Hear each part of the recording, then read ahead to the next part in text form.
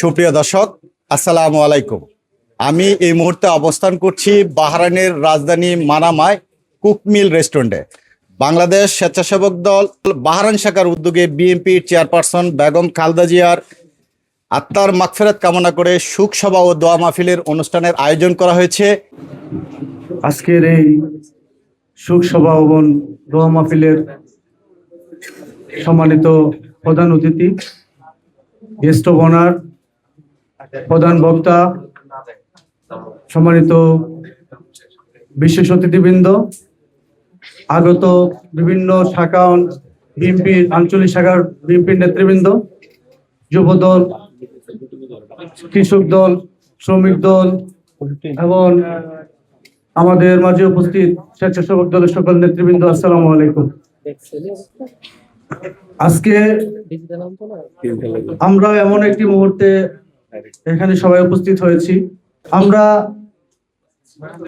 যেই আপসের নেত্রী, যিনি সেই 30 বছর ওনার যখন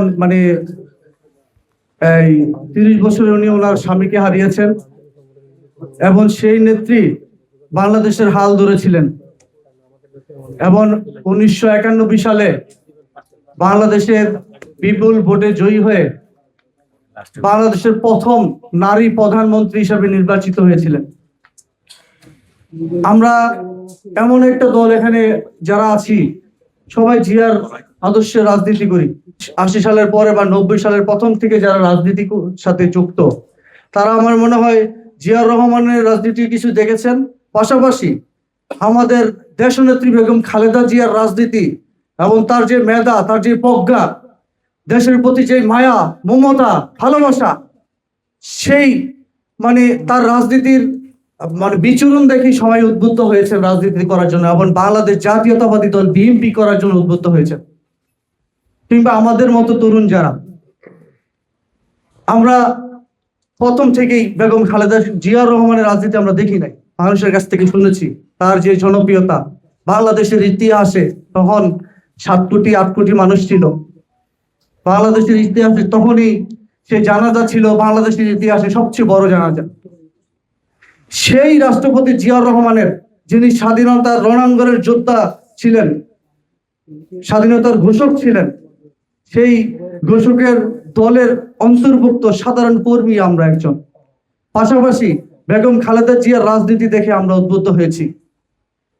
সেই নেত্রীকে আমরা দীর্ঘ 17 বছর এই আওয়ামী লীগের ফেসিবাদের বিরুদ্ধে যেভাবে সংগ্রাম, কখনো দেশের বিরুদ্ধে কোনো কিছু হবে এরকমের মধ্যে কখনোই আপোষ করেনি।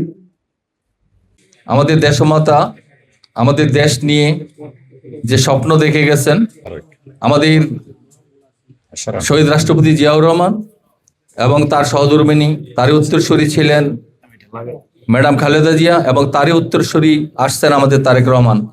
আজকে সারা বাংলাদেশে বলেন এবং সারা বিশ্বে বলেন, এই জিয়া পরিবারকে নিয়ে যে আলোচনা হচ্ছে সেটা একটি কথাই আসতেছে, যেমন ছিলেন জিয়াউর রহমান তেমনি ছিলেন দেশের জন্য খালেদা জিয়া, এবং তেমনি পরিকল্পনা হচ্ছে আমাদের আগামী দিনের রাষ্ট্রনায়ক জনাব তারেক রহমানের। আমরা তার হাতকে শক্তিশালী করি।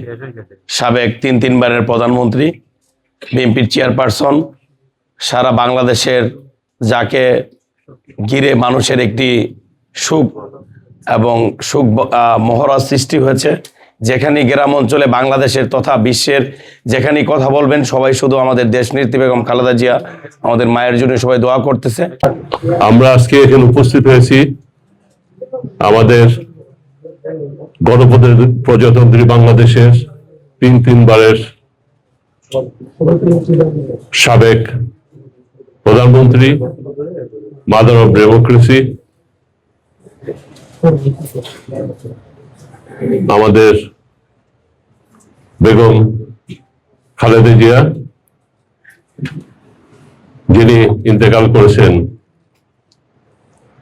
বাংলাদেশে 30শে ডিসেম্বরে। উনি আমাদের অভিভাবক হিসেবে বেঁচে ছিলেন। আমরা যতদিন উনি বেঁচে ছিলেন আমাদের অভিভাবক হিসেবে ছিলেন। আজকে উনি চলে যাওয়াতে সবাই আমরা এতিম বলতে পারেন। উনি যে কষ্ট স্বীকার করে গেছেন সবাই এটা জানেন, কিন্তু যেই মর্যাদা পেয়েছেন সারা পৃথিবীতে এমন মর্যাদা কেউ পায় নাই। উনি যে মর্যাদা পেয়েছেন ইভেন বাংলাদেশের সবচেয়ে সম্মানিত ব্যক্তি মর্যাদা পেয়েছেন। ظلمنا أنفسنا وإن لم تغفر لنا وترحمنا لنكونن من الخاسرين ربنا تقبل منا إنك أنت السميع العليم وتب علينا إنك أنت التواب الرحيم আল্লাহ রহমান রাহিমিন মেহেরবান মাহবুদ পরওয়ারদিগার আলম, আল্লাহ আমাদের জিন্দগির সমস্ত গুনাহ খাতারে মাফ করে দাও। আল্লাহ রহমান রাহিমিনের সওয়াব খান্তা আল্লাহ দেশ নেত্রী বেগম খালেদা জিয়ার রূহে মাগফিরাতের মধ্যে পৌঁছাইয়া দাও। আল্লাহ রহমান রাহিমিন, আল্লাহ মানুষ হিসাবে যদি কোনো ভুল ত্রুটি হইয়া থাকে, গুনাহ খাতা তাকিয়া থাকে, আল্লাহ আপনার রহমত দিয়ে মাফ করিয়া দাও। আল্লাহ আপনার বান্দি দেশ নেত্রী বেগম খালেদা জিয়ার কবরে বেহেশতের বাগান বানাইয়া দাও। আল্লাহ রহমান রাহিমিন জান্নাতের উঁচু মাকামের মধ্যে স্থান দিয়া দাও। আল্লাহ রহমান রাহিমিন, আল্লাহ শহীদ জিয়াউর রহমান সহ পরিবারের যত মুর্দেগান হল কবরবাসী হয়েছেন, সমস্ত কবরবাসী মুর্দেগান হল কবরে বেহেশতের বাগান বানাইয়া দাও।